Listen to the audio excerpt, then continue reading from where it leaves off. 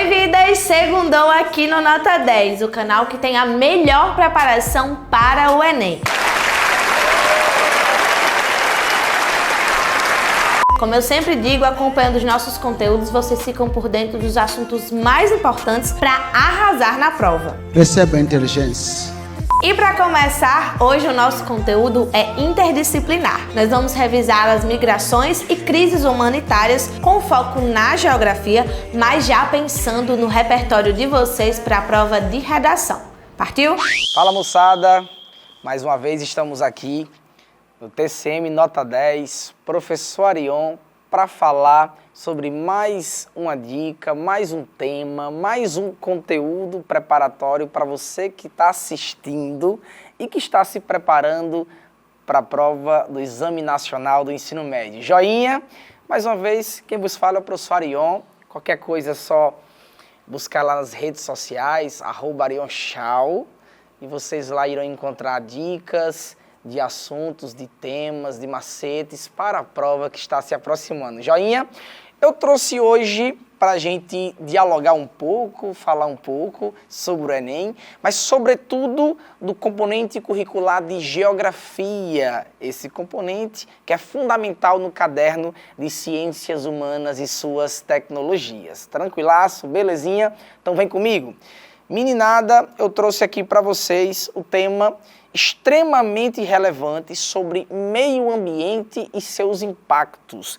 Claro, ora, falar sobre meio ambiente no Enem é um pouco clichê, até porque, via de regra, eu não consigo, e você que está estudando sabe disso, se preparando, respondendo questões, deve ter percebido que é praticamente impossível, pegando aí sobretudo a última reformulação do Enem, de 2009 até o presente momento, até a última edição, em 2023, não houve nenhum caderno que não tenha sido abordado o tema meio ambiente.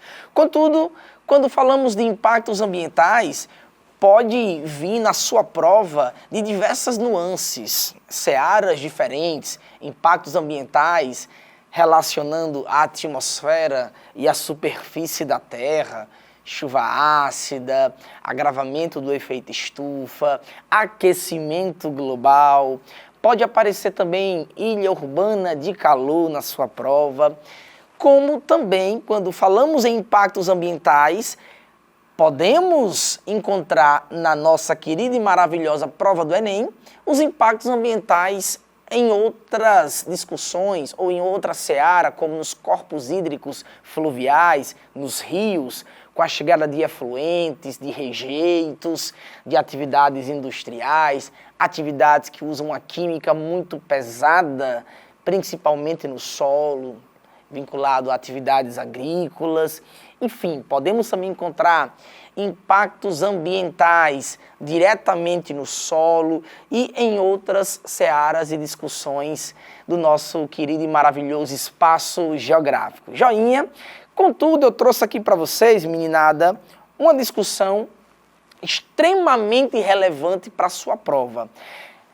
Além de falarmos sobre meio ambiente e os impactos ambientais, se faz necessário hoje discutirmos sobre a principal atividade em termos de exportação no território nacional, que é a atividade agropecuária. E aí entramos na discussão do avanço ou da expansão da fronteira agrícola ou fronteira agropecuária, chamada também por vezes de Revolução Verde. Meninada, esse é um tema extremamente quente, hot, para a sua prova, para você que está se preparando. Quando falamos em Revolução Agropecuária ou Revolução Verde, a gente precisa se remeter ou se concentrar em todo um cenário de avanços tecnológicos, de modernização, de mecanização no espaço agrário, no espaço campestre, no espaço ruralizado brasileiro. Ora, como sabemos, no Brasil, em termos de balança comercial de exportação, a menina dos olhos do governo brasileiro é o agronegócio, o agrobusiness, a agroindústria, sobretudo os grãos, em especial em especial a soja. Então a soja hoje é a menina dos olhos do governo brasileiro. O principal produto, a principal commodity na balança de exportação do território nacional. Tranquilaço, belezinha? É tanto, meninada, que vocês escutam muito falar que o agro é tech, que o agro é pop, é tudo, tá aqui na TCM, eita! Então vem cá, quando falamos em expansão da agricultura ou expansão da atividade agrícola no Brasil, e principalmente quando vocês se remetem a esse recorte imagético do lado esquerdo e posteriormente ao lado direito, notem que no lado esquerdo mostra fatores econômicos vinculados à produção de soja. E notem que também tem recortes e, sobretudo, polígonos com tamanhos diferentes, com expressões diferentes. O que eu estou querendo dizer para vocês, meninada? Quando a gente fala da soja, a soja durante muito tempo, ela era plantada de forma muito intensa e robusta na região sul, por questões climáticas, fisiográficas, naturais. Resumindo, era plantado basicamente na região sul até meados da década de 50 do século 20. Já na década de 60 e, sobretudo, 70 em diante, que a Revolução Agropecuária ou Revolução Verde se fez presente no Brasil, surgiu um cenário de mecanização e modernização do campo. Essa modernização proporcionou, deu condições para que essa soja, que outrora era plantada majoritariamente na região sul, pudesse se expandir. E aí surge o termo expansão da fronteira agropecuária, ou da fronteira agrícola, ou expansão da soja. Vamos utilizar o termo expansão da soja, porque hoje a soja é como se fosse um câncer no Brasil, em metástase, está em todas as regiões brasileiras. Contudo, repetindo mais uma vez, até a década de 50 ela era plantada basicamente na região sul do Brasil. Joinha? E com esse cenário de revolução agropecuária, revolução verde, o que nós temos? Um cenário de mecanização, as máquinas, a agroindústria se fazendo presente, máquinas substituindo sobretudo a mão de obra campestre. Esse cenário também traz consequências no espaço urbano. E por quê? Porque o campo praticamente expulsou compulsoriamente um pequeno e médio trabalhador, sendo substituído assim por máquinas. Esse cenário ficou muito conhecido como êxodo rural, uma saída, um êxodo em massa de trabalhadores rurais, campestres, agrários, que não se viam mais em um cenário de serventia, de importância naquele espaço, e se deslocaram para a zona urbana, para os grandes centros urbanos, em busca de oportunidades de emprego, consumo, renda, consumo, etc. Joinha? Mas voltando aqui para o avanço da soja, para a expansão da fronteira agropecuária. Então, na década de 70, mecanização e modernização. O Centro-Oeste entra aí nesse jogo. Até então, o Centro-Oeste não era uma região, o Cerrado brasileiro, estado do Mato Grosso do Sul, Goiás, ainda não eram áreas que podiam receber em grande demasia a cultura da soja. E por quê? Porque os solos do Centro-Oeste são solos muito ácidos, com pH muito baixo, que não era tão viável assim para grandes hectares plantadas de soja, de plantações de soja. E com isso, com a modernização, com a Revolução Verde, a agropecuária, o solo do Centro-Oeste ele foi preparado para receber essa soja, com um processo de uma química muito pesada no solo, para corrigir a calagem, aumentar assim o pH, diminuindo a acidez do solo, fertilizantes, insumos agrícolas, controle de pragas, enfim, todo um cenário de modernização, de mecanização, de uma química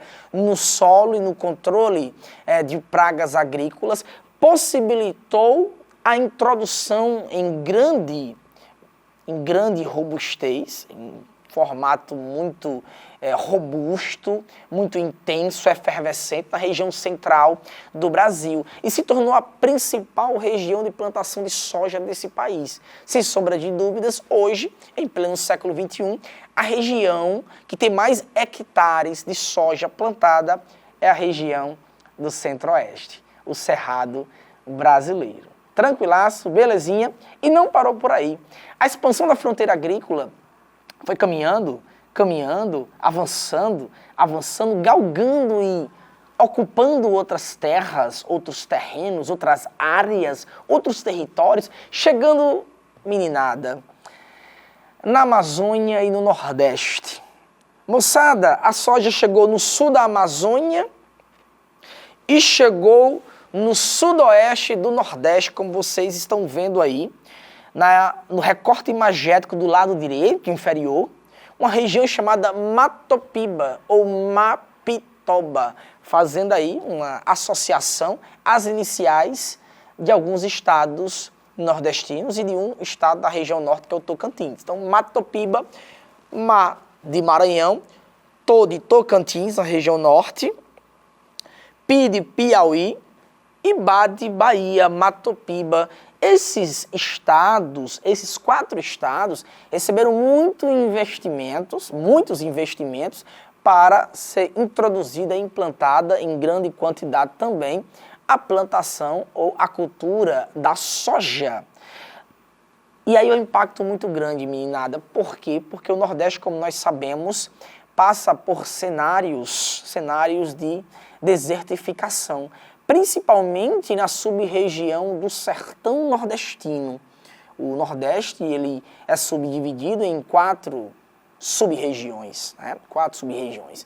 Zona da Mata, no litoral, o Agreste, uma faixa estreita, mas muito importante, de transição entre o litoral e o sertão, que é a maior delimitação da região nordestina. E ainda temos o meio norte, que faz divisa com a Amazônia.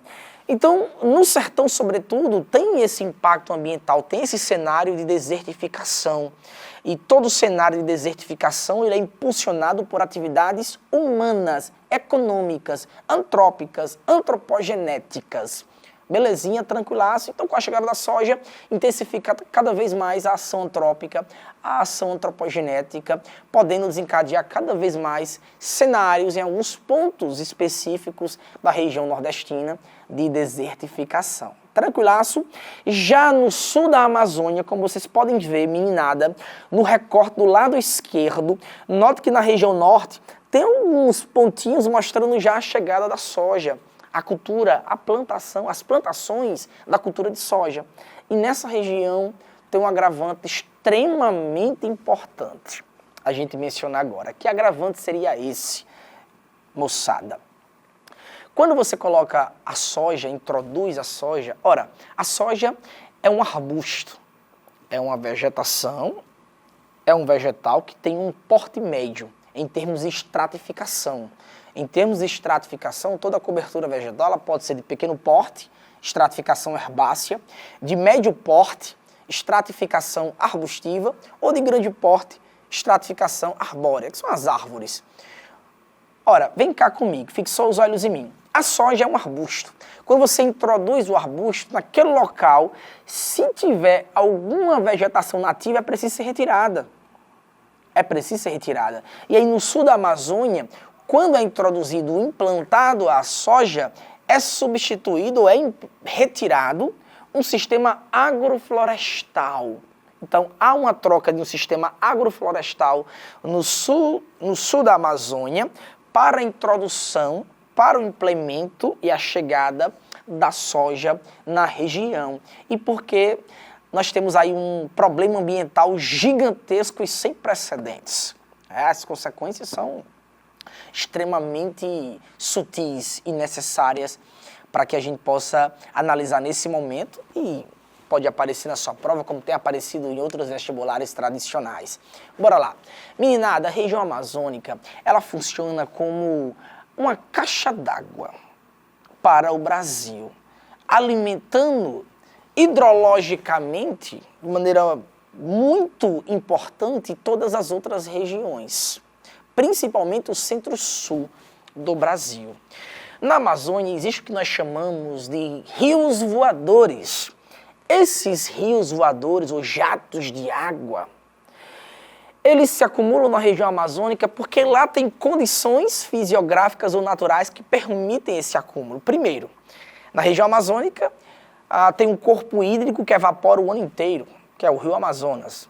Tem uma cobertura vegetal que transpira o ano inteiro, que é a floresta amazônica, uma floresta muito densa. E além disso, ainda recebe uma massa úmida vinda do Atlântico Sul, ventos alísios que trazem umidade do oceano em direção à região amazônica. E há um acúmulo nessa região, por isso que é a região que mais chove no Brasil, sem sombra de dúvidas. Pode chover até 3.000, 3.500 milímetros. Em alguns materiais traz 2.500, 3 já seria um número muito alto, mas pode acontecer. A Amazônia, sem sombra de dúvidas, é a região que tem o maior índice pluviométrico do Brasil, o maior índice de precipitação de chuvas. Joinha.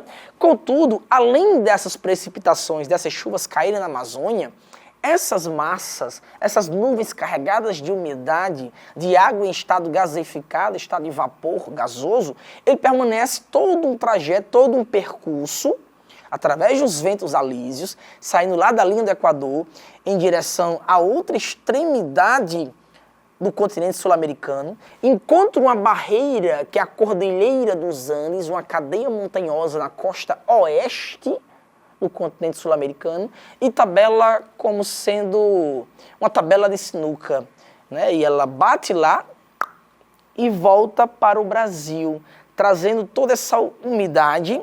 E essa umidade, na maioria esmagadora das vezes, é depositada em forma de chuvas, de precipitações, no centro-sul, no centro-oeste, no sudeste e no sul do Brasil. Então, boa parte das chuvas no território nacional, no centro-sul, elas são advindas da região amazônica. Agora, pensem comigo, depois que eu já falei isso para vocês e que vocês anotaram. Quem está aí com a cadernetazinha, blocozinho, anote. Agora a gente pode chegar à seguinte conclusão. Quando a gente retira um sistema agroflorestal para implantar a soja, que é um arbusto, um vegetal de médio porte, ali há um impacto ambiental muito grande, porque o potencial de transpiração é extremamente distinto. Segundo a Greenpeace, uma copa de uma árvore na Amazônia transpira até 20 litros de água em forma de vapor, em estado gaseificado para a atmosfera. Quando você retira uma copa, uma árvore com a estratificação arbórea de grande porte e coloca um arbusto ali substituindo, o potencial de transpiração diminui. Se diminui, a concentração de vapor, de água em estado gaseificado também diminui. E claro, como consequência, a tendência, o viés com o passar do tempo, é que também as chuvas diminuam. E essas chuvas, que são muito importantes para o centro-sul, repetindo, para o centro-oeste, para o sudeste, para o sul, vindas lá da Amazônia, pelo que nós chamamos de nuvens ou de ventos ou de rios voadores, serão comprometidos. Olha o impacto ambiental da soja, que hoje é um câncer no Brasil e deu metástase, está em todas as regiões. No norte, no nordeste, na região da Matopiba ou Mapitoba, como eu já mencionei. No centro-oeste, é claro, é a região que mais tem hectares plantados desse grão, da soja, como no sul, bem como no sudeste. É sim a principal commodity, o principal produto agrícola na balança comercial de exportação brasileira. Por isso que é a menina dos olhos do governo brasileiro. E é por isso, meninada, que o agro no Brasil, ele é tech, ele é pop, ele é tudo, tá na TCM. Joinha? Então vem pra cá, ó. Olha aqui esse recorte aqui nessa questão. Eu trouxe para vocês uma questão mostrando o quanto a soja avançou. Olhem aí que até a década de 70 a soja praticamente era plantada na região sul por condições físicas, naturais, fisiográficas, climáticas do sul do Brasil. Beleza. A partir da década de 70, quando iniciou todo um cenário de revolução agropecuária, revolução verde, revolução agrícola, e com isso houve uma expansão da fronteira agropecuária, um cenário de mecanização e de modernização do campo, proporcionando que outras áreas que não, a priori, não tinham condições para receber esse grão, a soja, foram condicionadas através de insumos agrícolas, de corretivos agrícolas, de fertilizantes e de controle de pragas, possibilitou que a soja avançasse e fosse introduzida como uma espécie exótica em outras regiões, inicialmente no Centro-Oeste, Mato Grosso do Sul e Goiás, como é a região hoje que tem mais plantações, mais hectares plantados de soja, mas chegou também no sul da Amazônia e no sudoeste do Nordeste, uma região chamada de Mapitoba ou Matopiba, Maranhão, Piauí, Tocantins e Bahia. Então vem cá, olha aí uma questãozinha para a gente necrosar o conhecimento, absorver tudo que foi falado nesse momento inicial. E diz assim, como toda questão do Enem, a gente não pode fugir desse comentário.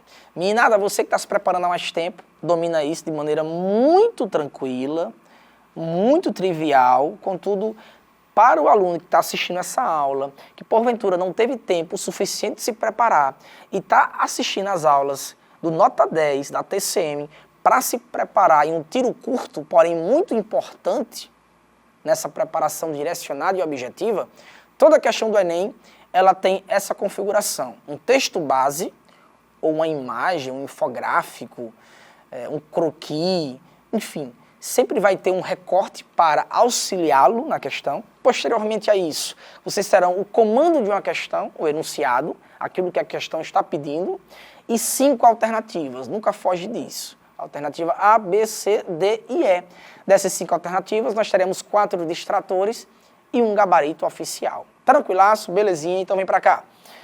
Do final do século XX até os dias atuais, a soja se transformou no principal produto de exportação brasileiro, o que provocou grandes alterações espaciais, como a incorporação de novas áreas para o plantio e, consequentemente, profundas transformações socioambientais nos espaços ocupados. Comando da questão. Um bioma e uma consequência social da expansão das lavouras de soja pelo território são: letra A, cerrado e conflitos pela posse da terra. Alternativa B, caatinga e incentiva a agricultura familiar. Não, jamais. Agricultura familiar com soja não combina, não. Até porque a soja ela é muito destinada para o mercado externo. Faz parte aí, hoje é o principal produto, a principal commodity da balança comercial de exportação. Quando a gente fala em agricultura familiar, a gente fala de uma produção voltada para o mercado interno, mercado nacional. Joinha? Então já elimina a alternativa B. Alternativa C, Mata Atlântica e qualificação dos operários. Confusão total, qualificação dos operários, atividade secundária industrial com atividade agrícola, que mistura, que enfim, também elimina. Alternativa D, campos limpos e democratização do acesso à terra. Meninada, se uma coisa que não tem nesse país é democratização pela terra. Até hoje, há um número muito grande de hectares à mão de poucos latifundiários, empresários, né, e um número muito grande de pessoas delimita ou tem posse de pequenas cotas de terras nesse país com mais de 8,5 milhões de quilômetros quadrados. Isso aí na verdade, é uma herança desde o período colonial, né, daquela divisão do governo geral, em 1534, e naquelas capitanias hereditárias, naquela delimitação e distribuição de terras para fidalgos, donatários, né, de Portugal, até o presente momento existem ainda assim famílias, grupos empresariais, multinacionais que detêm boa parte das terras brasileiras, principalmente na plantação de culturas que são voltadas e de produtos que são voltados para o mercado internacional para acumular riqueza e capital. Tranquilo? Então já elimina a alternativa D. E a alternativa E, Amazônia e desvalorização da mão de obra qualificada. Meninada, ficou a letra A e a letra E.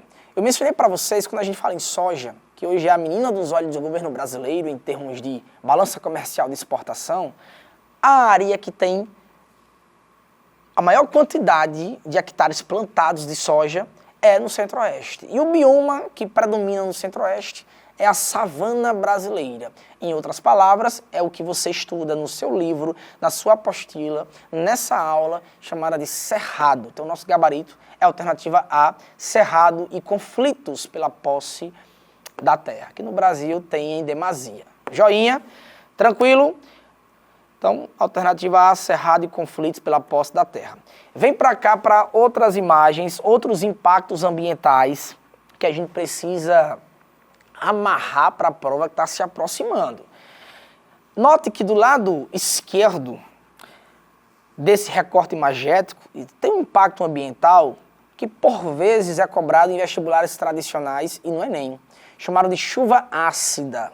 Do lado direito desse recorte, nós temos um outro fenômeno, um outro impacto ambiental associando a atmosfera e superfície da Terra, chamada de ilha urbana de calor, ou só ilha de calor, como é comum em muitas áreas e muitas regiões. Joinha, do lado esquerdo, chuva ácida, do lado direito, ilha urbana de calor.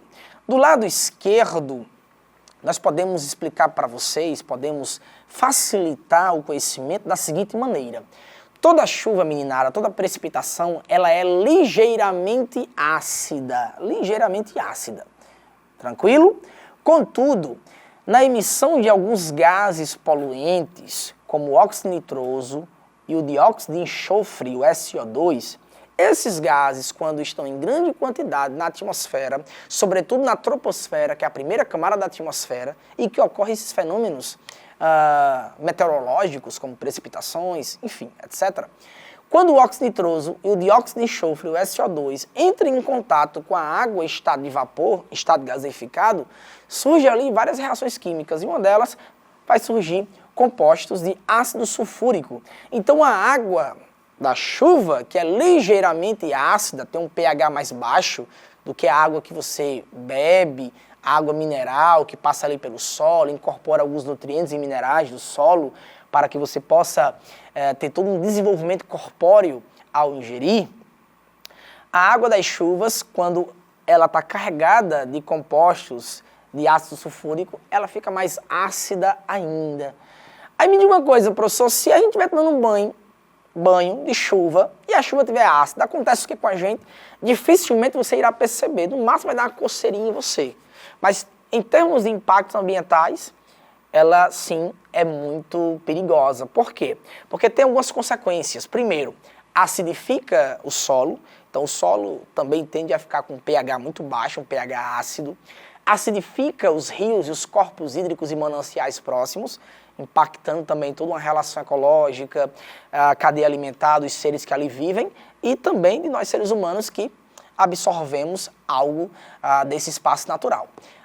E por último, meninada, que já caiu no Enem, atenção, a chuva ácida pode corroer, alterar, desgastar monumentos históricos, estátuas, construções que fazem parte do patrimônio histórico material. Olha aí a competência 1, identidade, cultura e memória afetiva. Competência 1 do Caderno de Humanas, da sua provinha do Enem. Joinha, tranquilaço. E me diga uma coisa, sabemos agora que a chuva ácida é uma precipitação com um pH mais baixo do que o comum, que a chuva já tem um pH ligeiramente mais baixo mesmo. Então a gente pode chegar à conclusão, meninada, que a chuva ácida ela vai ser mais comum em regiões industrializadas, em regiões que irão apresentar uma robustez em termos de atividades secundárias, atividades industriais, emitindo assim, pela queima dos combustíveis fósseis, muitos GES, gases de efeito estufa, principalmente a queima do carvão mineral, que irá emitir, sem sombra de dúvidas, muitos compostos de dióxido de enxofre, SO2. Belezinha, tranquilaço. Na sequência, a gente continua ainda respondendo questões de chuva ácida e iremos falar também sobre ilha urbana de calor. Então, meninada, em breve retomamos. Fui! Se cuidem! Voltamos. Moçada, primeiro bloco, tínhamos falado sobre alguns impactos ambientais associado ao meio ambiente. em diversas searas, no solo, nos corpos hídricos fluviais e mananciais, na relação atmosfera-terra. E aí eu parei no último bloco falando sobre chuva ácida. E também vamos falar sobre ilha urbana de calor. Falei para vocês que toda precipitação ela é ligeiramente ácida. Contudo, pela queima dos combustíveis fósseis, na atividade secundária, ou seja, industrial, é emitido alguns gases de efeito estufa, chamados GES, gases de efeito estufa. Entre eles, o óxido nitroso e o dióxido de enxofre, SO2. Esses gases, quando entram em contato com a água em estado gaseificado, em estado de vapor, surgem moléculas de ácido sulfúrico. E essa precipitação, que já é normalmente ligeiramente ácida, fica mais ácida ainda, trazendo algumas consequências, como, recapitulando, acidificação dos solos, acidificação dos corpos hídricos subterrâneos, dos corpos hídricos fluviais e lacustres, joinha, e também da corrosão de monumentos que fazem parte do patrimônio histórico material. Competência 1 do Enem, do Caderno de Humanas. Tranquilaço, belezinha? Então vem cá. Do lado direito desse recorte imagético, nós temos um outro impacto ambiental dessa relação terra-atmosfera, que vez ou outra o Enem cobra, e muitas vezes, na verdade, ele ama de paixão, cobra até mais do que é esperado, que é a ilha urbana de calor, chamada por vezes também de só ilha de calor. Contudo, é mais comum ilha urbana de calor, porque esses microclimas surgem em regiões mais centrais e em selvas de pedra, ou seja, nos grandes centros urbanos. Joinha, tranquilaço. Então, o que seria essa ilha urbana de calor? Meninada fixou os olhos em mim. Toda ilha de calor, ela surge mediante o aparecimento e o desenvolvimento de microclimas. Esses microclimas, eles irão também se notificar, ou muitas vezes se evidenciar, na presença, ou na ausência, melhor dizendo, de uma alta reflexão dos raios solares. Isso é chamado de taxa de albedo. O albedo é a taxa de reflexão dos raios solares.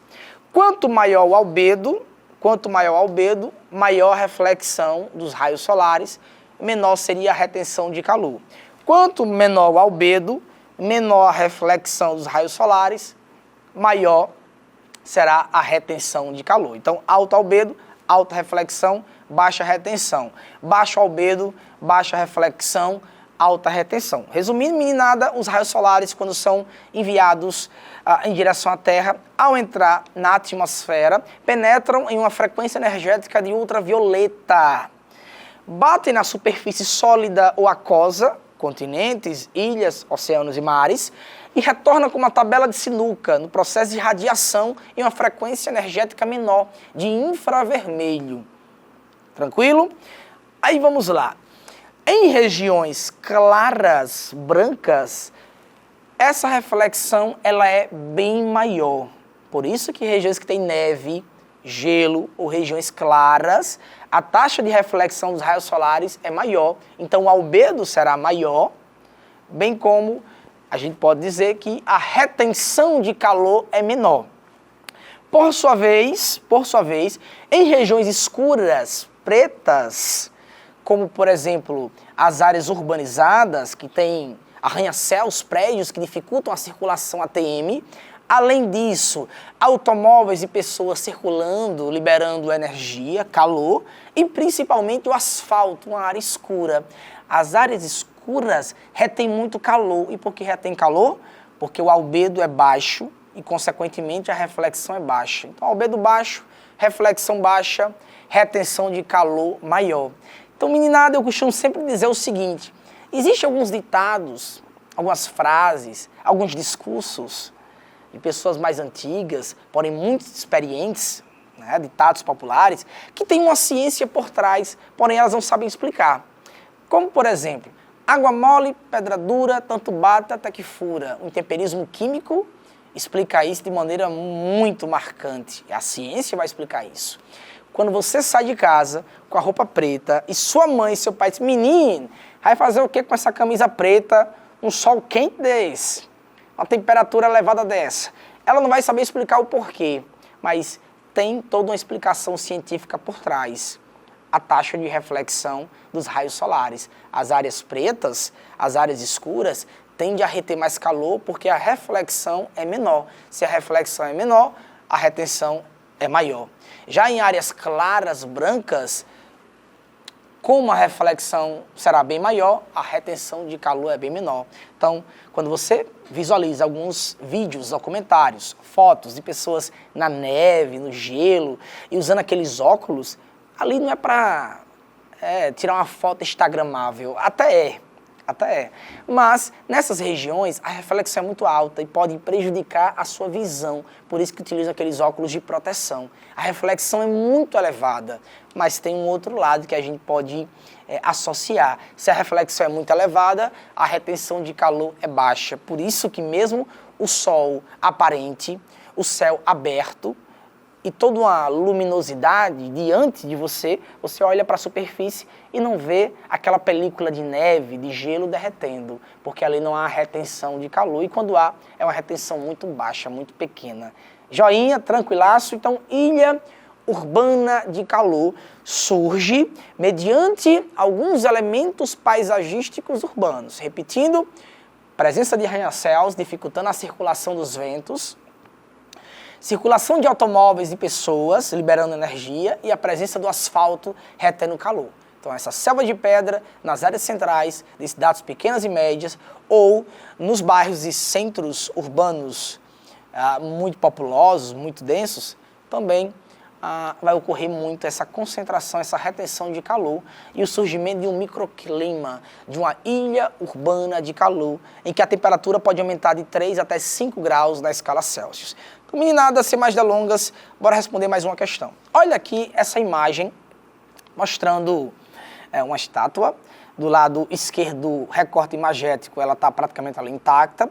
Do lado direito, ela passou por um processo de corrosão, de desgaste. Bora para a questão. O comando, na verdade, o texto base diz o seguinte, ó. A imagem abaixo retrata uma fazenda abandonada na Alemanha em 1970, com a vegetação nativa, e em 1983, quase sem nenhuma vegetação. Ela fica próxima de uma cidade que possui diversas indústrias de automóveis. Notem que também nesse recorte, do lado esquerdo, tem aí uma casa, uma fazenda, circulada ou circunvizinhada de cobertura vegetal. Ao redor nós temos aí uma cobertura vegetal muito aparente. Do lado direito, uma fazenda sem essa cobertura vegetal, mostrando que ao passar do tempo, aí no próprio texto base fala década de 70, depois meados da década de 80, então com o passar de 10, 13 anos, houve uma alteração, sobretudo essa alteração foi a retirada da vegetação, tá bom? Aí vamos para cá. O problema atmosférico responsável pela redução da vegetação nativa na fazenda foi, letra A, inversão térmica. Não, jamais. Inversão térmica ocorre em regiões muito industrializadas que durante o solstício de inverno, durante 3 meses do ano, se for no hemisfério norte, será entre o final e o início de cada ano. Se for aqui no hemisfério sul, por exemplo, no Brasil, né, esse solstício de inverno irá ocorrer nos meses de junho, julho e agosto, pegando até meados de setembro. Joinha, então essa inversão térmica se dá principalmente em cidades que durante o inverno são cidades muito industrializadas, que poluem pra caramba. E durante o inverno, essa poluição ela não dissipa, ela não se torna volátil, ela fica presa, concentrada, trazendo assim muitos problemas respiratórios para as pessoas que ali moram e vivem. Como, por exemplo, a capital paulista. São Paulo é uma cidade extremamente industrializada que libera muitos compostos poluentes, gases de efeito estufa, pela queima de combustíveis fósseis ou hidrocarbonetos, gás natural, queima do petróleo, e essas termoelétricas, petroquímicas, metalúrgicas, siderúrgicas, que são em demasia na capital paulista, essa poluição em lugar de dissipar pela atmosfera, ela fica presa durante um período, trazendo assim muitos problemas para a sociedade. Então é um problema ambiental, mas sobretudo também social. Tranquilaço? Isso é chamado de inversão térmica. Letra B, ilha de calor. Não, a imagem da questão não retrata isso. Se é próximo à região industrializada, note que ilha de calor acontece mais em regiões urbanas. Na imagem nós temos uma região agrária, campestre, ruralizada. Letra C, chuva ácida, pula. Letra D, erosão do solo. E letra E, a destruição da camada de ozônio. Não, a gente nem falou sobre isso. O ozônio ela se concentra, é um composto, um O3, que surge da reação do monóxido de oxigênio com o dióxido de oxigênio, que é o nosso oxidante da respiração celular. Esse ozônio ele é muito importante para a nossa vida. Ele se concentra na segunda camada da atmosfera, chamada de estratosfera. Esse ozônio ele é importante porque ele retém boa parte da radiação ultravioleta. Joinha, mas a questão não fala sobre isso. E então sobrou aí letra C ou letra D. Vocês marcariam o quê, meninada? Bora lá. 10 segundinhos para vocês. 1, 2, 3, 4, 5, 6, 7, 8, 9, 10. Acho como foi rápido, professor. Tem que ser rápido. Que no Enem tem que ser muito rápido. O gabarito é letra C, chuva ácida. A erosão no solo, na verdade, ela irá ocorrer posteriormente à retirada da vegetação. Depois que a vegetação é retirada, pelo impacto da chuva ácida, ali pode ocorrer muitos problemas porque o solo fica despido, fica nu, vulnerável, suscetível a alguns tipos de erosões que ocorrem no solo, como o processo de lixiviação, laterização, assoreamento, próximo a corpos hídricos, rios que passam ali também no espaço agrário. Joinha? Então, gabarito, letra C, chuva ácida. Meninada, agora a gente entra numa seara muito relevante para vocês. É claro que o Enem, as questões do Enem, são questões selecionadas de um banco, do INEP. Porém, é sabido que nos últimos 5 anos, 6 anos, esse banco tinha diminuído, o número de questões estava diminuindo. E o INEP teve que, na verdade, atualizar esse banco de questões. O próprio presidente do INEP afirmou isso. E por que eu estou dizendo isso para vocês? Porque se a gente pegar um recorte menor dos últimos 2 edições, vocês irão perceber que tem caído mais questões atuais, questões envolvendo temas e conteúdos dentro do caderno de humanas que não fogem das competências e habilidades, porém de discussões que têm sido mais recentes. Como, por exemplo, na edição de 2023, caíram 2 questões falando da operação especial da Rússia na Ucrânia, assim que o então presidente Vladimir Putin chama. Caiu uma questão também falando sobre Palestina e Israel, fazendo com que o aluno lembrasse de todo um cenário da segunda metade do segundo semestre de 2023, quando eclodiu a incursão de um grupo terrorista fundamentalista que tem suas atividades militares na faixa de Gaza, em Israel, e teve uma incursão desse grupo chamado Hamas no sul de Israel e uma contraofensiva de Israel lá na faixa de Gaza, como vocês bem sabem, e tem todo esse desenrolar até o presente momento, envolvendo aí outros países na região e fazendo acender, aflorar todo um cenário histórico de conflitos no Oriente Médio, envolvendo árabes e judeus, tá bom? Muçulmanos e judeus. Tranquilaço. E por que eu estou dizendo isso? Porque eu trouxe para vocês, dentro desse tema meio ambiente e impactos ambientais, o que nós chamamos de nota 10 atualiza para o Enem. Eu trouxe para vocês algumas informações que podem aparecer na sua prova. Joinha, tranquilaço? Então vem cá, fixou os olhos aí na lousa. Primeiro, rompimento das barragens em Mariana e Brumadinho. No caderno de humanas não caiu desde que ocorreu esses acidentes com a atividade mineradora. Já foi cobrado no caderno de natureza, mas o caderno de humanas ainda não. E se teve menção, foi uma menção muito sutil. Mas bora lá.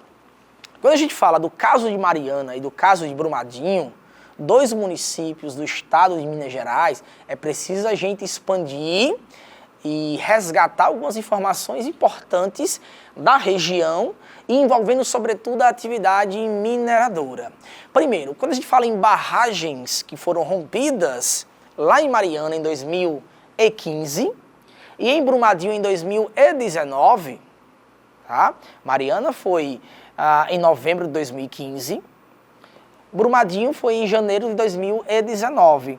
Nesses dois cenários, nesses dois casos, quando a gente fala em barragens, diferente do que muitos que aí estão assistindo possam pensar, não é uma barragem para confinamento de água, como há em vários territórios brasileiros, tá? Confinamento hídrico, e para distribuir essa água para diversas localidades e territórios desse país gigantesco que é o nosso querido e maravilhoso Brasil. Aqui a gente está falando de barragens para confinar rejeitos ou dejetos de uma atividade extremamente importante para o nosso país, mais uma vez, na balança comercial de exportação, que é a atividade mineradora, uma atividade também primária. A economia, via de regra, ela é subdividida em 3 setores: setor primário, secundário e terciário. Primário, agricultura, pecuária e extrativismo. Esse extrativismo, a gente pode mencionar o animal, o vegetal e o mineral. Então, a atividade mineradora, a mineração, extração de ferro, manganês, bauxita que se extrai o alumínio, nióbio, enfim, está dentro da atividade primária. É também uma commodity, produto agrícola com alto valor empregado e de uma importância muito grande no cenário e na cadeia de produção internacional, principalmente na cadeia de produção industrial. Tranquilaço? Então a mineração ela vai ser muito importante nesse cenário. Note que lá em Minas Gerais nós temos a maior região de extração de minerais metálicos do Brasil, que é o quadrilátero ferrífero. Esse quadrilátero ferrífero ele está localizado no estado de Minas Gerais. Tranquilo? Por isso que lá tem muitas construções de barragens para confinar a lama, os rejeitos da atividade mineradora. E por que a lama? Quando a extração de minerais em minas, lembre que mina é uma cavidade construída pela ação humana, antropogenética, antrópica, diferente de caverna, que é um processo natural de desgaste de rochas carbonáticas, como o calcário, de ambientes cársticos. A palavra kárstico vem de kárstico, que significa caverna. Mas voltando para cá, as minas, quando elas são exploradas e há a retirada de minerais metálicos, utilizam água para facilitar essa extração. Quando a água entra em contato com elementos químicos que ali se fazem presentes nos minerais, nos cristais, nas rochas, essa água fica muito rica em óxidos, óxidos de alumínio, óxidos de manganês e, sobretudo, óxido de ferro, deixando assim essa água muito poluída e tóxica para o solo e para corpos hídricos, rios, lagos, lagoas que ali estão próximos. Por isso que é necessário que essa água que é utilizada na atividade mineradora, essa lama, ela seja confinada, presa, guardada. E aí surgem as barragens da atividade mineradora no estado de Minas Gerais, que inclusive eu estive visitando Mariana, Brumadinho, e nas minhas visitas disseram que na região tem mais de 300 barragens só voltadas para o confinamento de lama da atividade mineradora. Muita coisa, né? Então, bora lá. Claro que quando a gente fala em Mariana e Brumadinho, só também para desencargo de consciência, para quem está assistindo pode notar. O de Brumadinho teve mais vítimas fatais. Mais de 200 pessoas morreram. Até hoje tem pessoas que estão desaparecidas, não foram encontradas. Atingiu em cheio trabalhadores que ali estavam almoçando naquele dia. Inclusive, a lama, depois do rompimento da barragem, chegou até um rio chamado Rio Paraopeba, que abastecia alguns municípios. Então, em termos de vítimas fatais, foi o maior acidente com barragens da atividade mineradora do planeta. Já quando a gente fala em impactos ambientais, o maior acidente de rompimento de barragens da atividade mineradora do mundo, registrado na história, foi o de Mariana. Por quê? Porque a quantidade de lamas que saiu, de lama que foi liberada do rompimento da barragem do Fundão. Essa barragem do Fundão, ela ficava em um distrito chamado Bento Rodrigues. distante aí a uns 30 quilômetros da parte urbana de Mariana, do município de Mariana, no estado de Minas Gerais. Por isso que não afetou a população diretamente, não tinha trabalhadores tão próximos. Tem uma contagem, uma estatística aí de 5, 6 mortes, mas em termos de perdas de vidas, foi bem menor do que o de Brumadinho. Agora, de impacto ambiental, a quantidade de lama, segundo a Greenpeace, dava para encher 25 mil piscinas olímpicas. Afetou também um rio muito importante na região, que foi o Rio Doce. Essa lama, ao chegar no Rio Doce, deixou o corpo hídrico, esse rio, impróprio para o consumo humano e para ser utilizada na atividade agrícola. Esse rio, do ponto em que a lama tocou até o desaguar no Oceano Atlântico, ele abastecia vários municípios no estado de Minas Gerais e no estado do Espírito Santo. A mancha de lama chegou até o oceano, até o Atlântico, também impactando naquele momento ali, antes de dissipar, toda uma cadeia, todo um ecossistema ali que estava presente, toda uma relação ecológica ali presente. Joinha, tranquilaço, belezinha. Então aqui algumas imagens, alguns recortes, para que vocês possam relembrar e caso apareça na sua prova, você possa gabaritar da melhor maneira possível. Tranquilo? Algumas imagens fortes de Mariana e de Brumadinho, em resgates, trabalhadores, bombeiros fazendo todo o processo de retirada de corpos, de animais, tentando encontrar alguma vida e também objetos nesse processo de resgate e de reconhecimento do local pós-rompimento das barragens. Outro ponto importante que eu queria trazer para vocês, nesse Nota 10 atualiza para o Enem, são as chuvas que ocorrem constantemente no Brasil. Contudo, nos últimos anos, elas têm tido uma expressão, uma notoriedade cada vez maior. Cada vez maior. A gente pode citar as chuvas no litoral de São Paulo, em 2023, e um ano antes, em 2022, as chuvas em Petrópolis. Então, muitas mortes. Essas chuvas ocorrem muitas vezes devido a fatores climáticos inesperados, anomalias meteorológicas, e essas chuvas também desencadeiam deslizamento de terras ou movimentos de massas em regiões de morros, regiões de vertentes, de encostas, com declividades. Tá bom? Então, aqui algumas imagens. Só para não deixar passar, o maior da história, registrado até hoje, em 24 horas, foi em Bertioga, no litoral de São Paulo. O maior da história. Choveu 683 milímetros. Meninada, 683 milímetros em 24 horas. A gente está falando de um volume maior do que muitos municípios nordestinos. E lá em Bertioga, choveu em 24 horas esse volume. Só para vocês terem uma ideia, para desencargo de consciência, na Paraíba, algumas cidades já chegaram a registrar 200 milímetros no intervalo de um ano.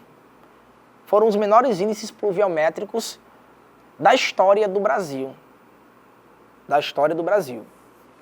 E aí nós temos Petrópolis, 534, é o segundo da história, em 24 horas, e Florianópolis, em 1991, tá bom? Então aqui algumas informações, algumas imagens. Também a gente pode falar sobre o caso, só para atualizar vocês, o caso de Maceió, alguns bairros que tiveram um processo de subsidência, de afundamento, devido à extração histórica, desde a segunda metade do século XX, do salgema, né? E aí o subsolo de alguns bairros em Maceió, estado de Alagoas, eles começaram a apresentar um cenário como se fosse um queijo suíço, todo perfurado, e aí pela pressão de toda uma paisagem urbana superficial, prédios, casas, movimento de automóveis e pessoas, sofreu um alívio de pressão e esse terreno afundou, trazendo aí várias consequências, sendo necessário retirar muitas famílias e povos daquela região. Joinha? No mais, e nada, é isso.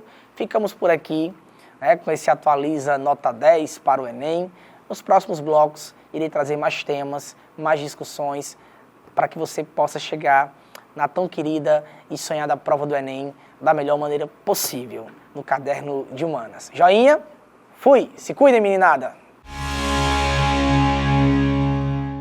E aí, vidas, já anotaram todas as dicas e pontos importantes? Sim. Deu para fazer um mapa mental legal por aí? É claro. Lembrando que esse conteúdo também serve para a prova de redação. E não se esqueça disso. E falando em redação, na nossa próxima aula, a professora Marcela Mello vai relembrar como ler um tema, palavras-chave e abordagens para o texto dissertativo argumentativo. Oi, pessoal! Hoje vamos garantir a nossa nota 200 na competência 4. Parece uma competência bem simples, meio que decoreba, você faz uma tabelinha com os seus elementos coesivos, mas é um pouco mais complexo do que vocês imaginam, tá, pessoal? Por quê? Porque os principais elementos coesivos, o que você realmente tem dificuldade, não são os elementos coesivos que começam os parágrafos ou começam as frases, e sim os elementos coesivos entre as orações, dentro da frase. Esse sim eu percebo que os alunos têm mais dificuldade e você tem que fazer às vezes algumas repetições, você tem medo de repetir. Então, nossa aula hoje vai ser muito produtiva, porque eu vou passar uns pulos do gato para vocês e vocês vão memorizar os principais elementos coesivos. Eu aconselho você, sim, ter a sua tabelinha, tá? Por quê? Porque o Enem não admite que você repita elemento coesivo. Eles são bem observadores para os elementos coesivos que iniciam os parágrafos e as frases. Então, você vai memorizar antes, tudo de caso pensado, para poder você não se confundir na hora de colocar dois assim. O assim é o que a gente tem mais repetição. O assim e o onde. Se, Marcelo, o meu professor me proibiu de usar a palavra onde. Muita calma nessa hora. O onde, ele não está proibido, inclusive, ele é obrigado a ser usado em algumas situações, tá? Por exemplo, se você estiver colocando um lugar físico, um local, aí sim cabe o onde. Logo de cara nós temos as cidades, os países e os continentes. E em seguida nós temos os locais dentro das cidades, né, como hospitais, escolas, onde dá para você colocar o onde, porque é o lugar físico. Nós também podemos usar o onde, pessoal, em locais que sejam virtuais. Porém, eu não aconselho você a usar nesse local virtual, porque talvez o seu corretor tenha dificuldade de corrigir isso. Então, eu prefiro que você guarde o onde para usar só em locais físicos, onde você se imagina dentro daquele local. Eu costumo dizer assim, Marcela, no livro tal, onde eu posso colocar? Não. Você se imagina dentro do livro? Não, então não é um local físico. Então, os mais repetidos são o assim e o onde. E o onde você vai usar em situações bem específicas. O assim, ele é para finalizar o seu raciocínio, finalizar o parágrafo, tá? Todos os parágrafos dá para você finalizar com assim, sendo que nós não vamos repetir.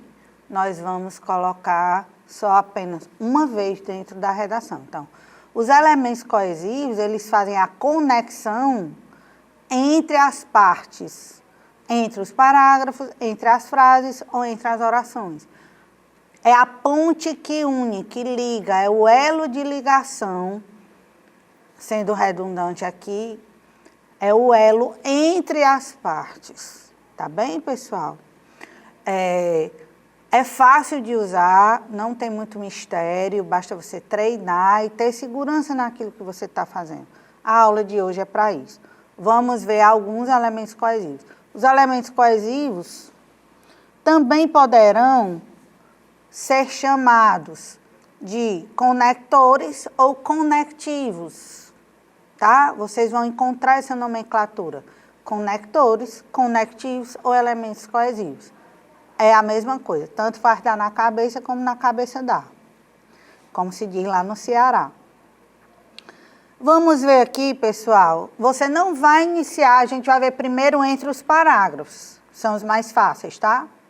Você não vai colocar elemento coesivo no início da introdução, porque como ele é um componente de ligação e o texto está começando, você vai ligar o que com o quê? Com o início. Então, no início da introdução não tem.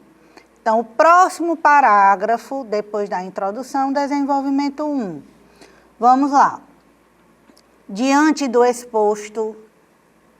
Pessoal, eu gosto dos pequenininhos, porque como eu escrevo muito e meus alunos escrevem muito, a gente fica economizando até as sílabas.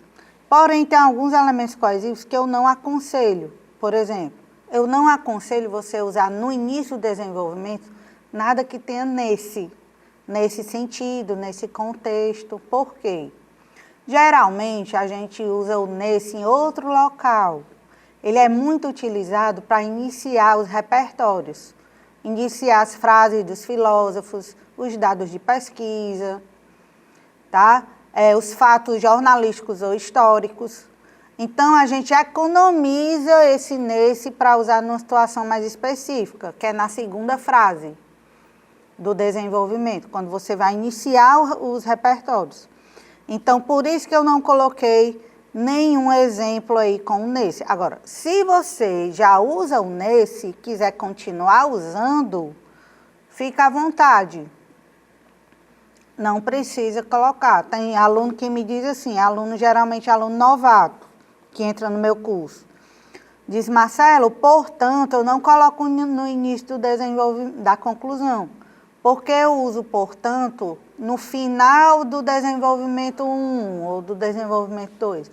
Não tem problema. Se você já usa o portanto no final de outro parágrafo, então você pode colocar outro no início da sua conclusão. Agora eu quero deixar uma coisa bem clara para vocês, pessoal. Não é você enfeitando elementos coesivos que você vai ganhar ponto com os corretores. Quando a gente começou a fazer o Enem, tinha aquela coisa de fazer uma redação bem enfeitada, bem bonita em todos os aspectos, a gente caprichava muito nos elementos coesivos, colocando elementos coesivos bem diferentes, porque a gente queria colocar um elemento coesivo que não fosse parecido com o dos nossos concorrentes.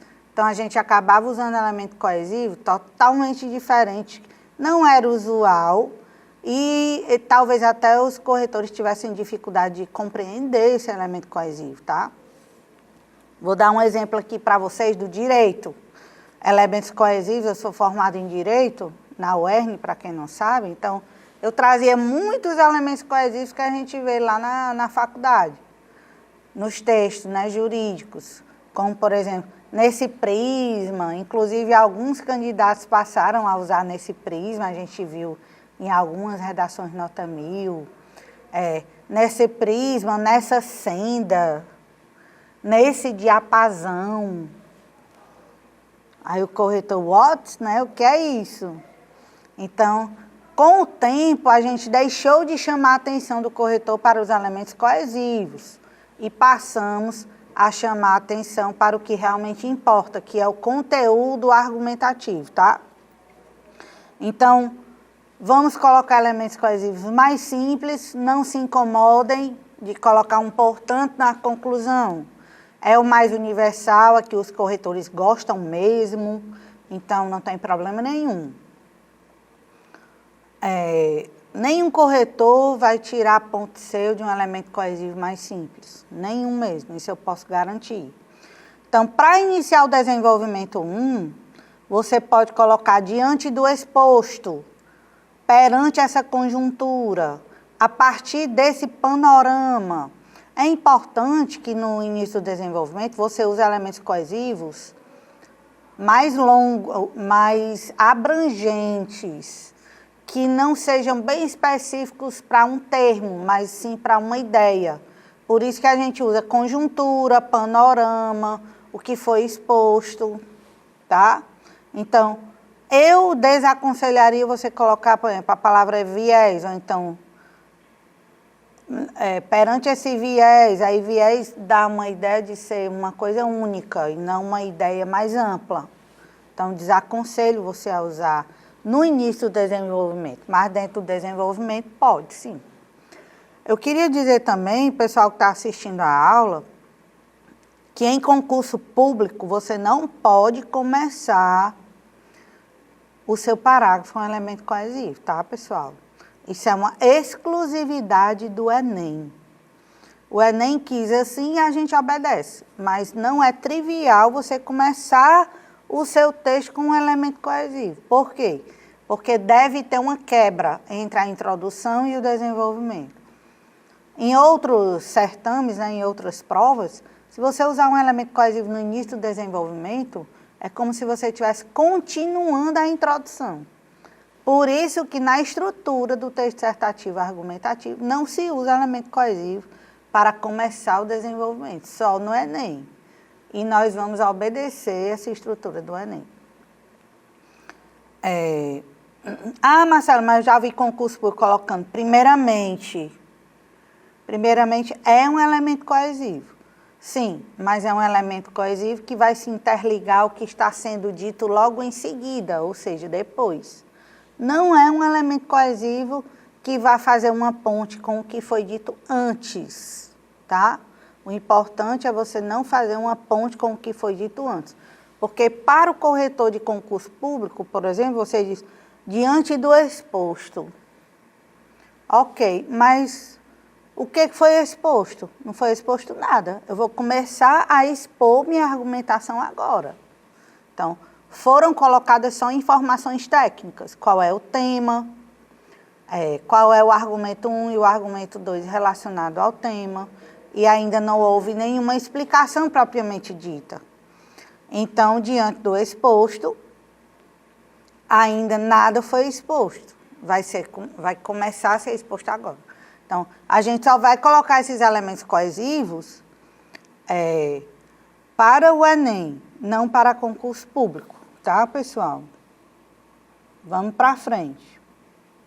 Vocês viram que eu estou variando as preposições. Diante, perante, a partir. Porque o nesse, que é o em mais esse, a gente vai guardar para usar dentro do desenvolvimento, ok, pessoal? Então, usem outras preposições. Para iniciar o desenvolvimento 2, você tem duas opções, sendo a primeira opção que eu vou dizer a mais utilizada. Bem, esse elemento coesivo do desenvolvimento 2 vai depender de quais foram as suas teses na introdução. Qual foi o seu argumento 1 e o argumento 2? Geralmente, vocês colocam duas causas do problema. Causa 1 e causa 2. Se forem duas causas ou fatores, como queiram chamar, você vai ter que colocar no desenvolvimento 2 um aditivo. Um que adicione, ou seja, além desse argumento aqui, eu tenho mais esse. Então, por isso tem que ser um aditivo.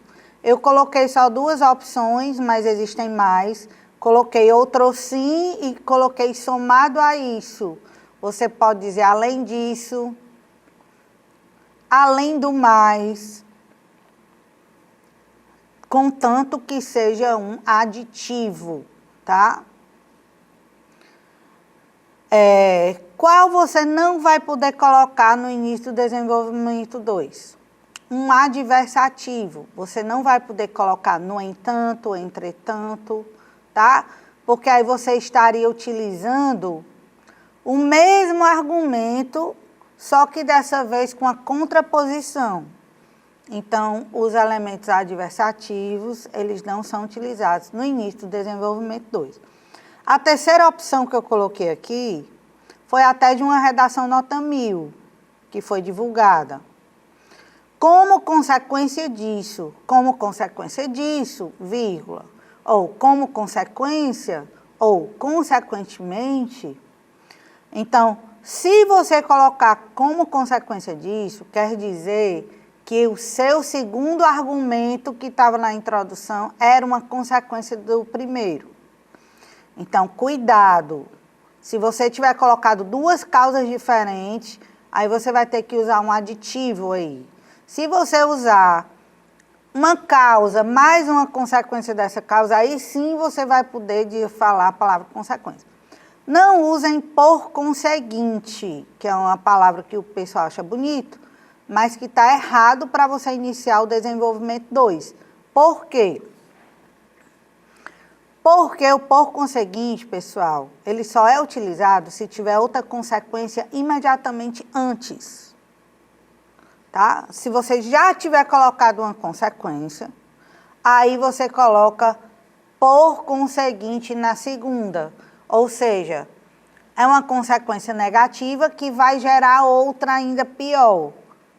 Então, é uma consequência da consequência anterior. É dessa forma que nós utilizamos por conseguinte. Então, não cabe por conseguinte aí como um substituto ou como um sinônimo de consequentemente ou como consequência. Ok, pessoal? Conclusão. Na conclusão, pessoal, eu costumo aconselhar você usar os elementos coesivos mais triviais possíveis. Aquele que o corretor não vai... Nenhum corretor vai discordar dele ou vai achar feio, nada. E o recordista é o portanto. Portanto, é o que agrada a maioria dos corretores, tá? Se você já tiver usado portanto dentro da sua redação, cuidado, para você não usar novamente no final, tá? Os corretores, às vezes, deixam passar, porque... na correção deles, eles são proibidos de aceitarem elementos coesivos repetidos. Você tem que mostrar uma diversidade de conhecimento em relação a essa coesão. Porém, eu percebo que quando o elemento coesivo está entre as orações, ou passa despercebido ou eles não estão focados nelas. Então, você tem que ter cuidado para não repetir elementos coesivos que iniciam as frases, tá? Se você colocou um assim, começando uma frase, você não vai colocar um assim, começando a outra frase. Mesmo que seja em outro parágrafo. Então, eles têm aval para poder tirar 40 pontos seu na competência 4.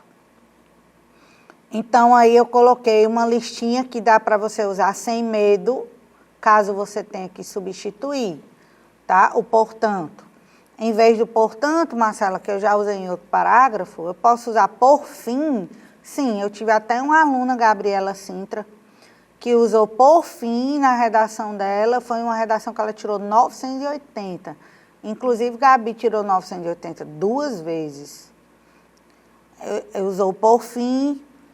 Eu aconselho também você usar o em suma, que quer dizer em resumo, tá? Eu não gosto muito quando vocês colocam conclui-se. Conclui-se. Então, vamos comentar sobre isso. Se você está num parágrafo de conclusão, não é interessante você avisar que está concluindo. Por isso eu não aconselho, porém, dificilmente um corretor iria tirar ponto seu porque você conclui-se. Teria que ser um corretor muito de mal com a vida para tirar ponto seu nesse contexto, porque não está errado. É só uma sugestão que eu estou dando. Marcela, você falou então, conclui-se então. Eu posso usar o então? Pessoal, alguns elementos coesivos, eles são elementos coesivos para finalizar o parágrafo. Eu não aconselho você começar o parágrafo para fazer essa finalização com determinados elementos coesivos. Vou dizer alguns. Ou então, o logo, eu não aconselho. Embora eles sejam conclusivos, eles são apropriados para você finalizar um raciocínio imediato.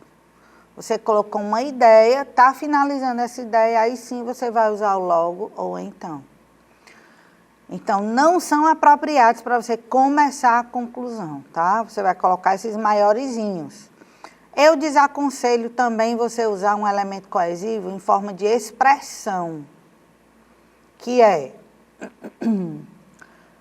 em vista dos fatos mencionados, levando-se em conta o exposto acima, observando-se o supracitado. Então, não aconselho você fazer isso, pessoal. Porque, inclusive em concursos públicos, quando nós corrigimos, eles são corrigidos como jargões. O que são jargões?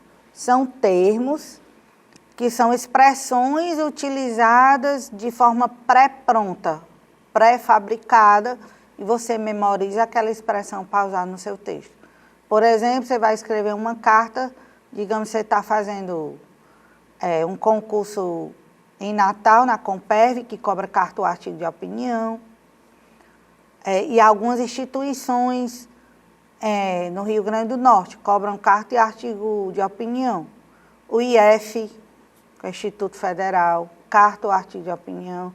Algumas instituições privadas, como a Facene, como acho que a UNP também cobra. Então, algumas instituições pedem carta ou artigo de opinião, sendo mais utilizado o artigo de opinião nelas. Tem gente que nem estuda carta porque acha que não vai cair. Cuidado, pessoal. Porque sim, pode ser que caia ou carta ou artigo de opinião. Digamos que você vai fazer uma carta e você coloca assim, venho através desta. Então, é um jargão, é uma expressão que é muito utilizada para cartas. Então, essas expressões que são hiperutilizadas, nós consideramos jargões, frases pré-prontas para colocar, para ficar mais fácil de montar a estrutura. Diferentemente, pessoal, de uma conjunção que está na gramática, ou de uma locução que também está na gramática, que não são expressões, você não vai encontrar na gramática, tá? Então, em suma, em síntese, e você vai evitar colocar o conclui-se então, por exemplo. O portanto é universal, nenhum corretor vai considerar ruim. Tem gente que quer colocar um pouco diferente, aí coloca intercalado. Como é essa colocação?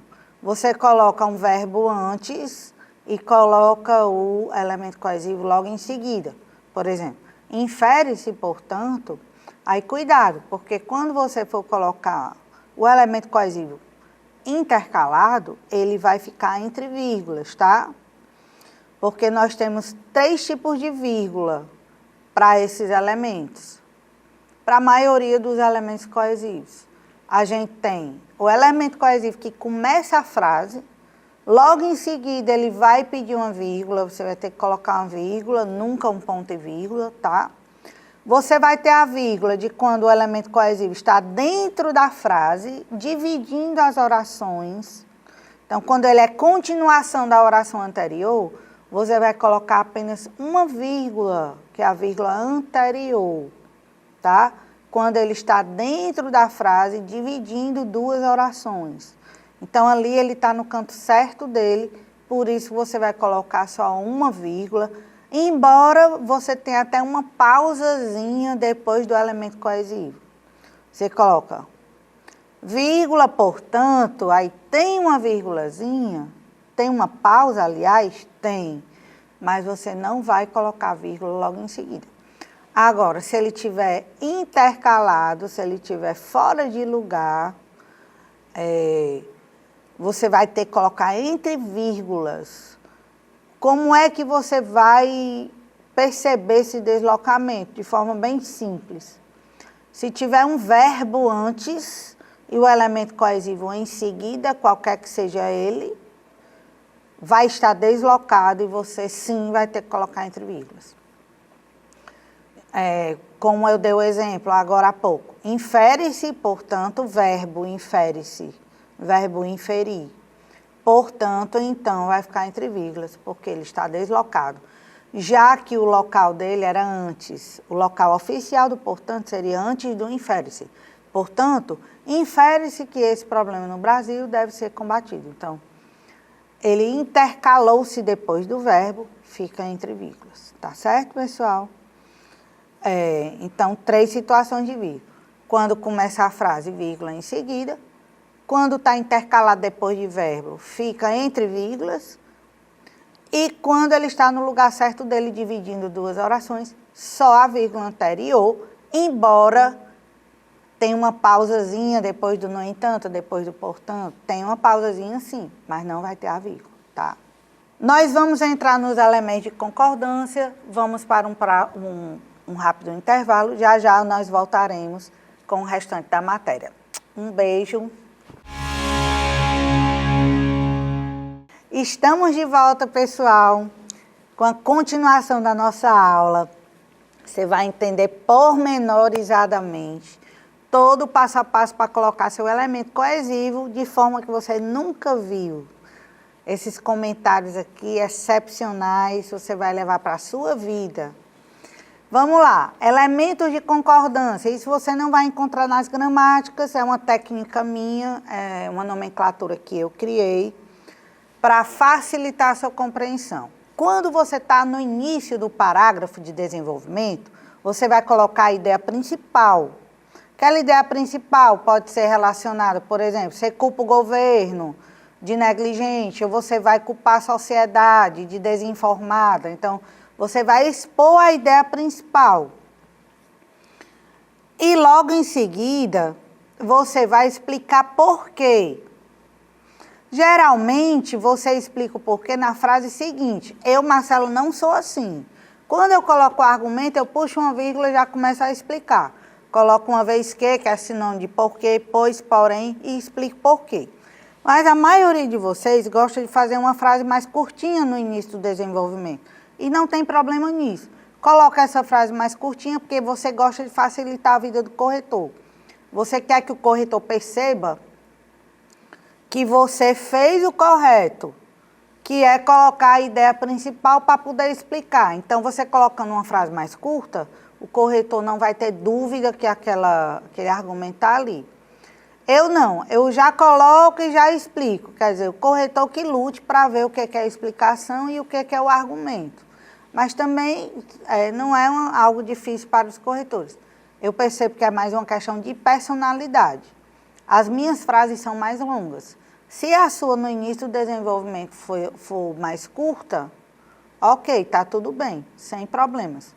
Aconselho você fazer se você for fazer uma frase longa, como eu faço, você não ultrapasse 3 linhas, porque eu entendo que aí o corretor do Enem já vai achar mais complicado corrigir, tá?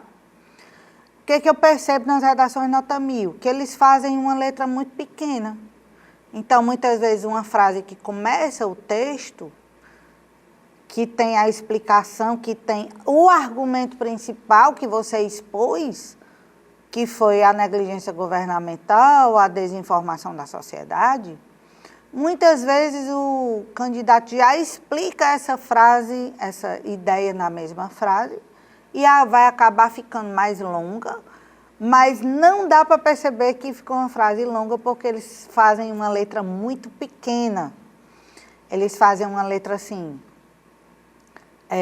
minúscula, como se fosse aquela letra de imprensa, que é a letra de revista, que cabe muita coisa, bem pequenininha. Então, 2 linhas que estão ali, se fosse uma letra normal, pessoal, daria 4 linhas, 5 linhas, tá? Então, eles fazem uma espécie de ilusão de ótica. Quem gosta de explicar, como eu, logo o argumento principal na mesma frase, muitas vezes a frase nem fica longa, porque a letra está pequena demais, tá? Então, tem essa situação. Então, digamos que você fez uma frase trivial, que é aquele que vocês gostam de chamar de tópico frasal, é uma nomenclatura que eu não uso, estou dizendo aqui só porque muitos professores usam. Tópico frasal seria a repetição da ideia principal, tá? Ideia principal repetida em forma de frase, ponto. Chama-se tópico frasal. Eu, Marcela, não uso esse tópico frasal. Eu uso já a explicação na mesma frase. Por quê?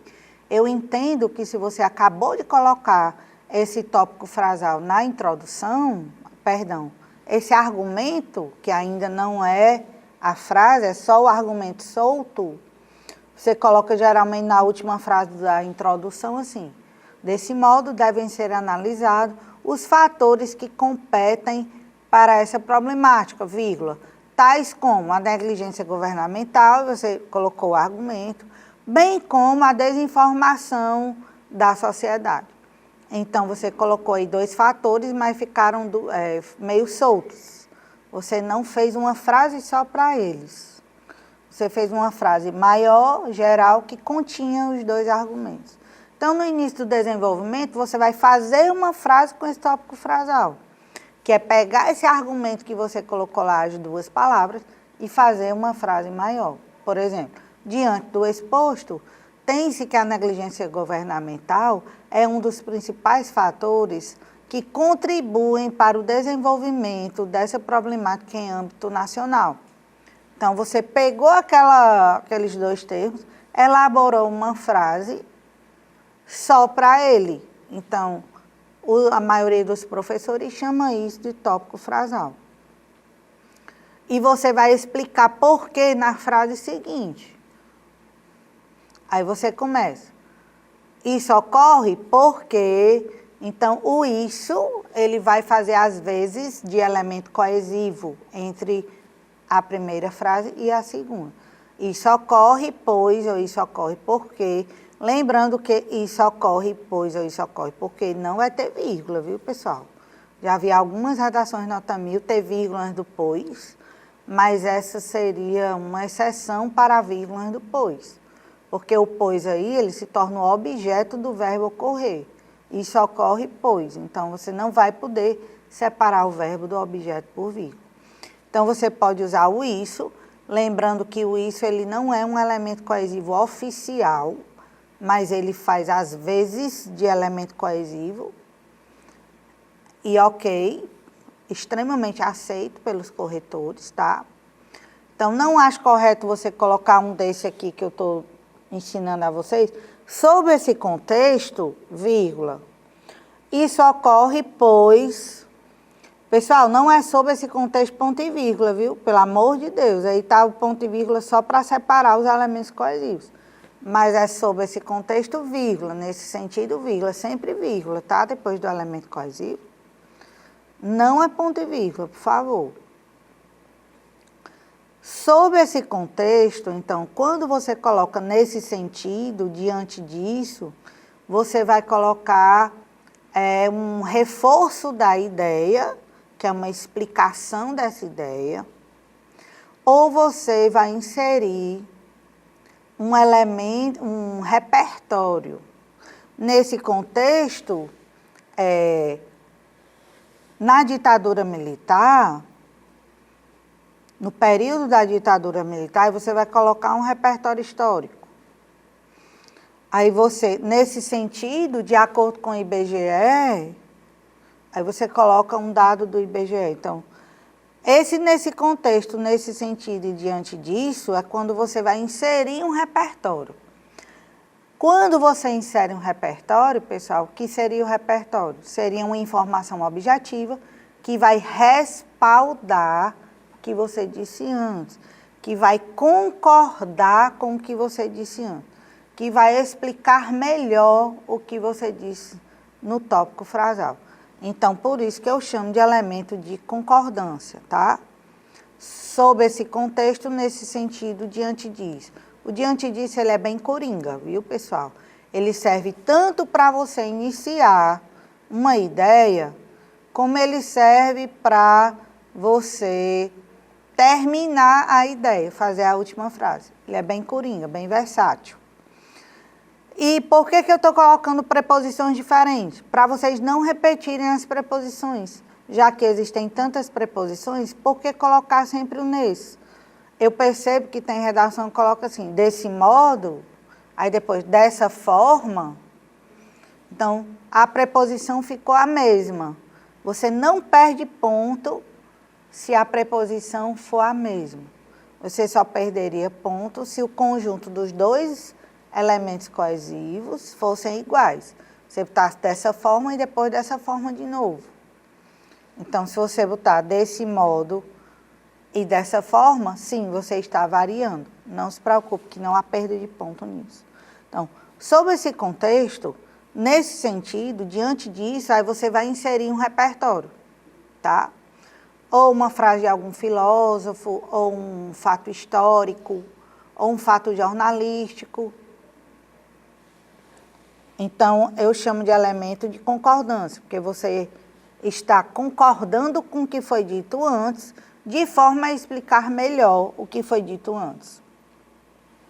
Claro que se você for colocar algo que aconteceu na história, que contradiz o que foi dito antes, o elemento coesivo não vai poder ser esse, vai ter que ser um adversativo. Porém, na ditadura militar, aí você vai dizer algo diferente que foi ocorrido. Mas geralmente a gente não usa essa formatação do porém, do no entanto. Por quê? Porque o seu argumento principal é um problema. Geralmente é culpando o governo, culpando a sociedade, culpando algum grupo.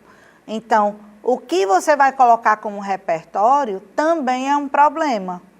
Então, ambos estão em concordância. O repertório está respaldando o problema anterior. Então, serão dois problemas, tá? Então, dificilmente a gente vai usar essa formatação do porém, do no entanto. Então, sob esse contexto, nesse sentido, diante disso, são os que eu indico para você memorizar. Basta você memorizar só 2, já que você só vai ter 2 parágrafos, né, de desenvolvimento 1, desenvolvimento 2. Então, você escolhe um para colocar no desenvolvimento 1 e o outro para fazer a estrutura do desenvolvimento 2. Elemento contextualizador, também é uma nomenclatura minha, da minha técnica. Bem, gente, quando vocês colocam um repertório para poder respaldar o argumento principal, você vai ter que contextualizar, que é sair daquele repertório e trazer para aquele problema do tema no cotidiano brasileiro, na realidade brasileira.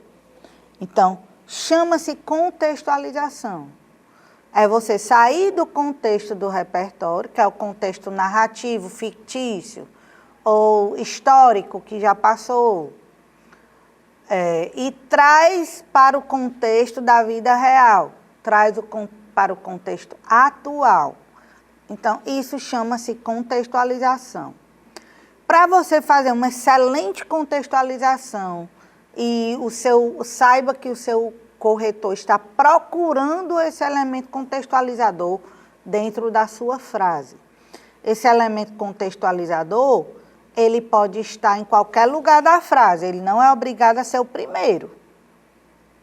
Mas se você colocar no início da frase, você já está avisando ao corretor que você sabe fazer essa contextualização, tá?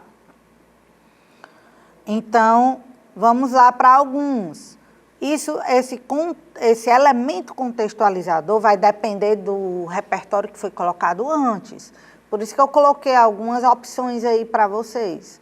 Mas você pode ter que usar algum que não esteja aí. Vamos ver. Digamos que o seu repertório tenha sido uma frase de algum filósofo, algum pensamento de alguma autoridade. Então, você colocou uma frase de Ulisses Guimarães, foi político. Você coloca uma frase de Aristóteles. Você coloca o pensamento de algum cientista.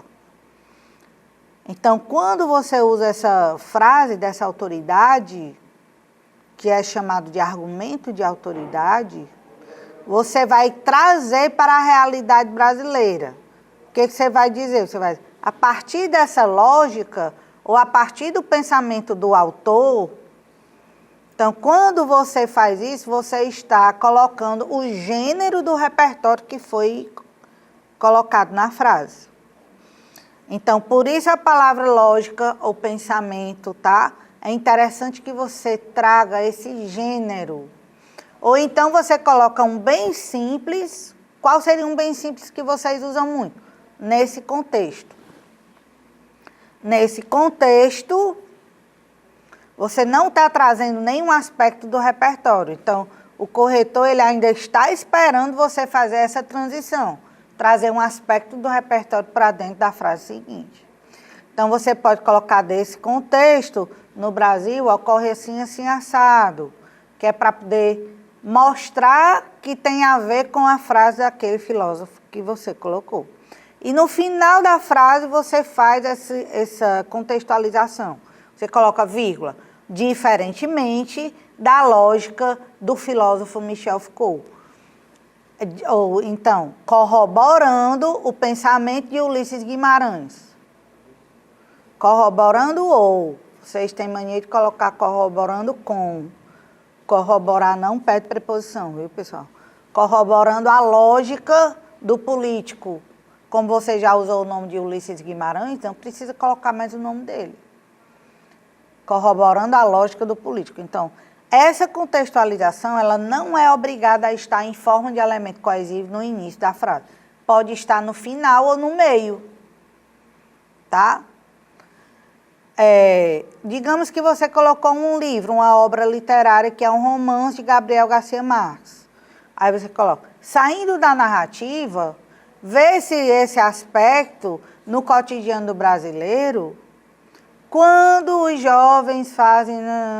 Então, você vai sair do aspecto da narrativa que você colocou e vai trazer para a realidade brasileira, tá? Quando você coloca um filme ou uma série, você vai usar a palavra enredo e não narrativa, tá? A partir desse enredo, percebe-se, saindo do enredo para a realidade brasileira, pronto, aí você fez a contextualização, trazendo um aspecto que é o gênero daquele repertório para dentro da frase seguinte. Isso é extremamente importante, pessoal. Vocês vão ver que nas redações nota 1000 vai ter essa característica do gênero do repertório ter sido trazido para a frase seguinte. E você pode fazer isso logo no início da frase, foi como eu coloquei aí. A partir dessa lógica, saindo desse enredo, saindo da narrativa, saindo do enredo. Enredo para filme e série, narrativa para obras literárias. Diante desse resultado, uma vez eu vi uma aluna colocando, diante desse resultado, mas ela não tinha colocado nenhum resultado. Ela tinha falado dos índices de aumento do IBGE, que tinha apontado um aumento não sei em quê, mas ela não disse qual número. Aumentou quanto por cento. Não tinha um dado específico. Então, eu achei errado ela dizer, diante desse resultado. Qual o resultado? Então, eu aconselho, já que não tem um resultado objetivo, você trocar a palavra resultado, colocar. Diante de tal fato, ou de tal realidade, então, que fato? O fato de ter aumentado o índice, mas você não botou o índice. Então, não usa resultado. Considerando tal assertiva, pessoal, a mesma coisa de frase. Então, considerando tal frase, tal assertiva, tá? Digamos que seja um substituto para a palavra lógica, tá lá em cima, o primeiro. Então, se você quiser se referir à citação direta que você colocou entre aspas daquele pensador, às vezes você nem sempre coloca entre aspas. Quando você coloca o pensamento do autor de forma indireta, vocês colocam muitas teorias dos autores. Então, quando você explica a teoria dele sem ser com as palavras dele, mas com as suas, você não usa aspas, e é quando você usa o primeiro, a partir dessa lógica, a partir desse pensamento, a partir de tal teoria. Já quando você usa uma frase de algum autor e essa frase está entre aspas, querendo dizer que é uma citação direta para o que ele falou, você vai usar a palavra assertiva, a partir de tal frase, que eu acho frase muito comum essa palavra, Então, a partir, considerando tal assertiva, tá? Então, o assertiva seria para citações diretas, que estão entre aspas. Aí, nós vamos agora para um próximo elemento, que é o elemento de encerramento dentro do desenvolvimento, tá? Você agora vai colocar uma frase que você vai fechar o seu raciocínio, já que você explicou a teoria, aquele repertório dentro daquele problema no Brasil, e agora você vai fazer um encerramento do raciocínio. Geralmente a gente insere uma consequência, ou duas. Então você pode usar a palavra consequentemente, sem problema nenhum, tá? Quem for usar consequência. Agora tem gente que faz uma espécie de reafirmação do problema. Desse modo, vê-se que a falta de informação da sociedade prejudica a coletividade. Então, você fez uma confirmação, uma constatação do problema. Então, você pode usar elementos de encerramento. Desse modo, sendo assim, diante disso, tá? São de encerramento. O diante disso, eu disse a vocês que eles são bem coringas. Então, diante disso, ele serve tanto para explicar o porquê, como ele serve para colocar consequências ou colocar uma constatação, que é a reafirmação do que foi dito no começo do parágrafo, tá? Elementos coesivos entre as orações. Pessoal, dentro da frase entre as orações vai precisar de coesão. Às vezes eu noto que vocês esquecem disso e colocam um artigo, vírgula. O problema ocorre, não sei o quê. Artigo não é elemento coesivo. Cuidado, tem que ter uma coesão. O corretor ele pode tirar ponto seu ali, naquele lugar onde você começou a oração só com artigo. Então, você vai colocar, pessoal, o gerúndio, é muito usado o gerúndio. O mais coringa é o sendo necessário, sendo possível. Não bote sendo que, não existe sendo que, tá? Bem, eu diria a vocês que vocês podem colocar um gerúndio, existe um estigma muito grande, né, em cima de gerúndio. Os corretores que não sabem corrigir, ou gostam de fazer terrorismo, falam que você botar mais de um gerúndio é gerundismo. Não, pessoal. Gerundismo é aquela coisa do telemarketing que o povo diz, eu vou estar fazendo, vou estar encaminhando você para... Ninguém usa isso em redação. Em redação vocês usam gerúndio de forma normal, não se preocupem com isso. Eu desaconselho apenas você usar 2 gerúndios na mesma frase, tá? Então você usa em frases diferentes. E para quem tiver mais medo ainda, coloca só uma vez dentro do parágrafo. Na conclusão a gente usa muito, a gente usa objetivando, visando formar uma sociedade mais justa. Então, cada parágrafo pode ter um gerúndio sem problema nenhum.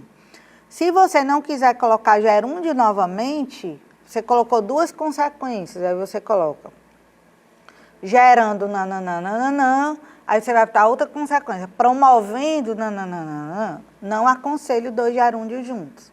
Então, você pode usar essa segunda coesão, que é o que? Em vez do promovendo, você bota o que promove, tá? No lugar do gerúndio. E você vai usar a qual ou o qual no lugar do que, muito usado também. Você pode usar a qual para substituir a palavra que e o qual para substituir o que. Também dá certo. O onde, como eu havia explicado no início da aula, é para lugar, pessoal, lugar físico, um país, um local, a igreja, a escola. O quando é para tempo, cuidado, Grécia Antiga, quando houve, veja que o Grécia é um lugar e o Antigo é o tempo, mas você vai dar prioridade ao último, que é o tempo, aí você usa quando. E as conjunções explicativas, pessoal, pois, uma vez que, pode usar à vontade essas explicações no lugar do onde. Então, gostaram da aula, pessoal? Memorizem esses elementos coesivos que eu dei para vocês e vocês vão utilizar na sua próxima redação. Um beijo. Até a próxima aula.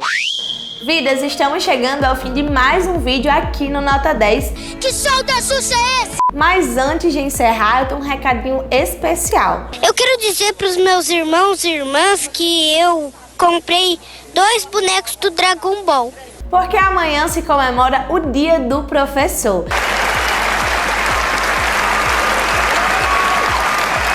Essa data é muito importante para valorizar os profissionais da educação, que são os grandes responsáveis pela nossa trajetória acadêmica. Então aproveite para deixar um feliz Dia do Professor para todo o time de milhões que faz parte aqui do Nota 10. E se vocês, assim como eu, amam cada um deles, aproveitem para também deixar uma mensagem especial aí nos comentários ou lá no nosso Instagram, @Nota10TCM. É isso, vidinhas, vou ficando por aqui, até o próximo vídeo.